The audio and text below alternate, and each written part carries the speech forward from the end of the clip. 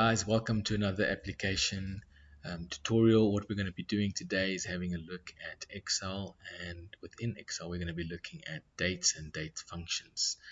We're going to get started straight away with a Excel explanation on this presentation. I hope you enjoy it. Let's get started. So it says dates and date functions in Excel. When there's really nothing to stress about, it is quite easy as long as you understand the concept I'm going to try to show you now. Alright, so first of all, we're going to have a look at how our dates stored in Excel. Then we're going to look at why it's important for us to know how Excel stores dates. We're going to be looking at best practices for entering dates into Excel, and then just a quick look at some date functions that we'll be using. And then after that, we're going to be going into an Excel spreadsheet where I will be playing around with some of these dates just to show you what I've been trying to explain in this presentation. Alright, so how are dates stored in Excel? Firstly, Excel uses what we call the 1900 date system, and this basically means that the first date in Excel which it recognizes is the 1st of January 1900. So this date is assigned to the number 1. As the days pass by, each day is represented by the next following numbers. So the 2nd of January 1900 is represented by the number 2. Okay, so Excel is counting the days as they go by from that very first day. Well, Excel has actually already allocated a number to every day from the 1st of January 1900 all the way through to the 31st of December 1999. Okay, that is the last date that Excel can actually represent. Anything after that, it just gives you hashtags. Right, so I created this PowerPoint presentation on the 2nd of March 2022. And I need you to keep in mind that if Excel has counted every single day that has passed by since the 1st of January 1900, the current number today is 44,622. So that is the number that we are using to actually represent the 2nd of March 2022. Now tomorrow, this number is going to be 44,623. Okay, so basically, dates are just numbers formatted as dates. Yes, that is true. But the technical term we use is serial numbers. This is important because when we look at functions, you'll see that an argument, for example, in the year function, it says serial number. So the serial number is the actual value, for example, the number that we saw here, for 44,622. That's the serial number for today's date. The only difference when you see it in Excel, it stores 44,622 in the cell, but when we format it to date, we actually see the date. So the date as well as the number, that is known as the serial number. Right, so why is it important for us to know how Excel stores these dates? Well, knowing that dates are actually numbers helps us understand that we can use functions we would normally use on numbers. So we can use count, and that would count the number of dates in a particular range. We can use max, and max would find the largest number, which would represent the latest date. And min would look, of course, for the smallest number, which would represent the earliest date. We can add a number like 3 to a date. So if we do it to today's date, it will give us 3 days from today. And then if we subtract dates and the result shows up as a date, and we see it says the 3rd of January 1900, we know it's saving it as a value, but it's been formatted to a date. So if we change it to general and we get the answer 3, then we know, okay, great, that's 3 days. All right.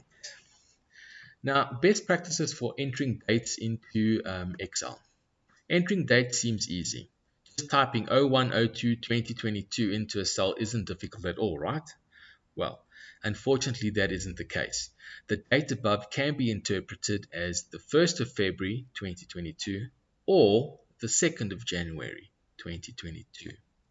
So if your computer is set to the way Americans use dates, Excel will read it as the month, the day, and then the year. Other parts of the world might use a day, month, and year format. So to make sure Excel never misinterprets your date that you're typing in, type in the day as a number, then type in the month with the first 3 letters, make sure there's a space, and then type in the year. If you're using a date in the current year that we're in, for example 2022, you don't have to type it in, you can omit it. Omitting meaning leaving it out, and Excel will automatically assume that you're referring to the year we're currently in. If you want to refer to a year that we're not in, for example the year you were born, then you have to type in the year, and type in out the full year is best practice. Alright, so this way there is no room for any misinterpretation. You can clearly see what is the day and what is the month. Right, so these are some of the functions that we'll be using today, now, date, year. There you can see in year we've got serial number as one of the arguments that need to go in there, month the same, as well as day. There are many more other date functions that you can look through by yourself, as long as if you go into functions, go into date, there's quite a few there that you can look through. But now that you understand that dates are actually stored as numerical values that are just formatted to look like dates, now you can actually use those other functions with a lot more ease without getting too confused. Okay, so that is done. We are going to have a look now at our Excel. And in Excel, I want to start first with a blank sheet. I call this tab random stuff. And what I want to do here is just first of all start by typing in the number 1. Now remember, number 1 represents the very first date that Excel can remember, and that is the 1st of January 1900. So all I do is convert it to date, and you'll see that it converted to the 1st of January 1900. If I were to type in the 2nd of Jan 1900, you'll see that it is saved as a date. You will see that the data type is changed to custom, but if I were to change this to general, there it assigns it or changes it to a number 2. So the cell value is actually a number 2. All we're doing is we're just formatting it to look a specific way, and when we format it to dates, it will show it up as a date. Alright, so what number are we currently on now? So if I were to put today's date in, and I'm going to use a equals today function. What's so nice about this function is that tomorrow, it will say the 3rd of March if we were to open the sheet tomorrow. It's a function, so it's going to always look for today's date. You might be wondering, how does it do that? Well, if you look down here in the bottom corner, you will see I've got the time and date that my system clock is set to, and it represents that exact same date. If my system clock is wrong, it's going to give me the wrong date. Right, so it is tied into this system's date. Right, so there we go. We've got the 2nd of March 2022. If I were to select that and then go to general, as you can see, that is the number that represents today, which is 44,622. If I were to now say 44,623, for example, I added 1 to that number. If I were to convert this to a date now, you'll see it's tomorrow's date, the 3rd of March 2022. So it makes pretty much sense. If I were to go to this number, which would be converted to a date, and then over here say, alright, this is 5. Over here I would say equals, take the 2nd of March and add it to 5. All I'm doing is I'm taking that 44,000 number that is stored here, adding the 5 to it. When I push enter, because it's a date, it automatically converts it to a date, and that's the 7th of March, which is 5 days after this one. So if I were to count 5 days from today, I will get to the 7th of March. Alright, let us now have a look at something a bit more interesting. Let's say I want to calculate how old I am. So 2 things I'm going to need is today's date, and then I'm going to need my date of birth. So for today's date, again, I'm going to use the today. And then over here, I'm going to type in my date of birth. Remember, the day, the first 3 letters of the month, and if you're not referring to the current year, you have to type in the year. So there I go, done. You can see that they are both dates. What I'm going to do here now is subtract the two from each other to get how old I am. Equals. Now, whenever you subtract, you want to take the biggest number and you want to subtract the smallest from that. So if I were to look at these two dates here, first of all, let's just change them to numbers so we can see which is the bigger one. If you have a look here, today's date, this one here, is 44,622. The date I was born was this serial number, which is 29,715. So when I subtract these two, I'm actually subtracting this 29,715 from 44,622. The answer I get is going to be the number of days in between there. So let's put this back to dates.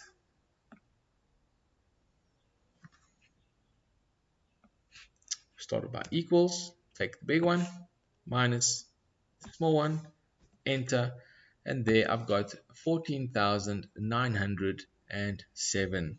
Yes, that is how many days old I am, and it does sound a lot worse than the actual years. So let's fix this quickly. If I want this now to calculate how many years old I am, first of all, I want to put this into brackets because I need the computer to do this first, to subtract first before it does the division. And we are dividing by 365 because that's how many days in a year there are. And I go one step further and I say 0.25. Now that's because every 4 years there's a leap year. What that means is that leap year has an extra day. So instead of it being the last month of February on the 28th, the last month of February is the 29th for that 1 year. So what I do is I take that 1 day and I divide it amongst the 4 years. So a quarter for each of the years. And that's why I put 0.25. It just makes it more accurate. In an exam, if you say 365, you still get the right answer. All right, when I push enter, there I go. I am 40 years old, 0.81. That means I'm getting very close to 41. My birthday, remember, is the 9th of May. We're in March, so I'm around the corner for a birthday. Now, as you can see, it says 40.81. Now, that's not necessarily how we will record our age and we tell people, yeah, I'm 40.8. I'm 40 years old until the day I turn 41. So what we would do here, in the front of this function, I would add a round function, in this case a round down. I want to round down to the whole numbers. I put a 0 there, and there I go. It basically takes away the rest of the decimal numbers. I'm left with 40. So what happens is then on the actual day of my birthday, I will then be 41. All right, guys. So that there is some basic introduction to dates. We're going to be looking at some more functions now. So over here, we're looking at a function called the date function. And the date function is a function we can use to actually build a date. So as you can see here, we have a value 2006. We have a value for month, which is 2, and a value for day, which is 23. If I wanted to take all these values and join them in a date, I would need to use the date function. I say date. I open up the bracket here where it says year. I'll click on the one I want to include for year. Month, I'll click on the 2 for month. And then day, close the bracket, enter. And there you can see it stores it as a date already. So if I were to come here and decide to change this to a long date, automatically it will adjust because it recognizes that as a date because I use the date function to build it. Okay, so there we go. Now let's say, for example, the question said something to you, take these dates and add 10 days to the day. What you would do inside here you could then go to the section where it says day, and after adding the cell, it says plus 10. So we're actually adding 10 to the days. So this particular date would not say the second month. You'll see now as I push enter, it will say the 5th of March, where it was February. But now 10 days will push this over to the 5th of March. If I were to then copy that down, each of these dates would have 10 added to the days, and so it would change it accordingly.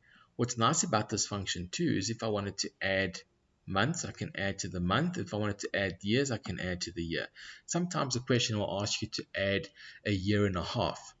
So you're not going to say plus 1.5 in the year. You'd say 1 by the year, and in the months, you know half a year is 6 months, so you add 6 months to the months. And that is how we can add or subtract even the days from a specific date. This comes in quite handy, especially when you're dealing with memberships, for example, and they say the first 30 days are free. Calculate when they will start paying, so you have to add 30 to the current date, and then you'll find out, okay, this is the last date they're going to be for free. After this, they're going to be paying. So this is quite a useful function to use. That is called date. Right, other functions that we can look at. Since we're dealing with numerical values that these dates are saved as, we can count them. So if I say equals count and I select the range of dates, what it's going to do is give me a value of 4. Why? Because there are 4 dates over here. If over here I say equals max and I open the bracket and select my range, what it's going to do is it's going to look for the biggest number. The biggest number is representing the 9th of March 2006. Now, if I have to select all this and convert this back to general, each of them will show their numbers. And if you look here, 38,785, that is the biggest number, and that number represents the 9th of March 2006, which is given here. So the max number is going to give you the latest date. Min is looking now for the smallest value. So if I select the range, I'm going to look for the smallest number within that range, and then give me that small number. As you can see, it's the year 1981. If I were to again change this to general just for you to see, 29,715 was the number that it found as the smallest number. If I were to go here and to convert this also to general, you'd see it's the same number. So it's taken the smallest number, but because we have them formatted as dates, it's showing us the date. All right. So something a bit more interesting now. If we were to pick a random date from the current day, which is today, to the end of 2022, which will be the 31st of December 2022, we can actually do that by using dates. Because they are numbers, today's date will be the bottom number in the rand between. The end of the year date will be the top number in the rand between. And so all those numbers that it's going to spit out, it will actually give us as dates. Even though the cell is storing a value, we formatted it to date and we're seeing dates. So over here equals today, that gives us today's date. Over here, let me type in the end of the year date. So the last day of the year will be the 31st of December 2022. Okay, there we go. Now over here, to get a random date, I'm going to just pick a random number. So equals rand between. The bottom number will be today's date, comma. The top number will be the last day of this year. Close the bracket, enter, and there it gives me the 10th of July. If I were to go here to formulas and keep clicking on calculate sheet, you'll see it says the 9th of May, the 17th of March, the 3rd of June, and it's going to keep giving me these random numbers. Remember, it is just giving me random numbers. If I were to convert this, you'll see those are the numbers, And as I keep on calculating sheet, it's giving me these random numbers, but because I have them formatted as date, it's actually showing me dates. And that is basically all it is. So dates are values that have just been formatted to a date. That value is called a serial number, which brings me now to the last three functions: the year, the month, and the day. So let's have a look now. If I say equals year and I open the bracket, you'll see here that it's asking for a serial number. If I just type in the number 1 as my serial number, I get 1900. Why is that the case? Well, if I type in 1 over here and I were to convert this 1 into a date, the date it would convert to would be the 1st of January 1900. So the year of this particular date is the 1900, and so it pulled it out. But now I actually typed in the number 1. Another way of doing this would just be saying equals year and clicking on the date, and it gives me the year. So both will give me the same value. The first one, I'm never going to know the exact serial number that we're in. So it's best to type in the date. So if I know the date, I don't need to know the serial number. I just click on the date and the year will be calculated for me. Let us have a look now at today's date. Equals today. Okay, so the year is 2022. So if I want to pull out that year, I can say equals year. Click on that serial number. Remember it was 44,000 something. Enter, and there the year is 2022. The same thing applies for month.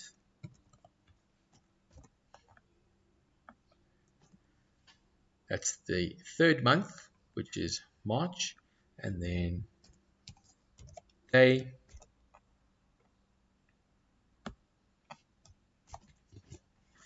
That is the second day of the month. Alright, so the year pulls out the year from the date. The month pulls out the month in a numerical value, and the day pulls out the day. Let us say now, for example, we were looking to see what day of the week today's date is. Okay, so if I'm looking for day of the week, the function I could use equals weekday. The serial number would be the date. I can just click on the date, comma, and then over here it's saying that if Sunday is the first day of the week, you click a 1. If Monday is the first day of the week, you type in a 2. Now, I'm under the assumption that Monday is my first day of the week, so that's what I put in a 2. So if Monday is the first day, today is Wednesday, that's Monday, Tuesday, Wednesday. So that is 3 days. That's the third day of the week. As this goes by, tomorrow this answer would have been 4, Friday 5, Saturday 6, and then Sunday would have been 7, and in my calendar that's the day of rest. Okay guys, that is dates and functions. If you understand this basic concept, you'll be able to come here to formulas, have a look at dates, and over here all these other dates that are available, you can have a look through them. If you were to, for example, open up a function without really knowing it, you'll see here says start date. Over there says end date. If there were any holidays there, you would type in the holidays. And what this does, it returns the number of whole working days. So if there's a weekend, it doesn't count those days. It will only count the days that it actually are working days, Monday to Friday. Okay, so once you've understood this, you'll be able to handle all those other formulas pretty well. We don't really deal with a lot of those other formulas, but what's to say that examiners don't want to use them at a later stage. I hope you enjoyed. Please stay tuned. Next video we're going to be looking at some time and time functions. Bye for now.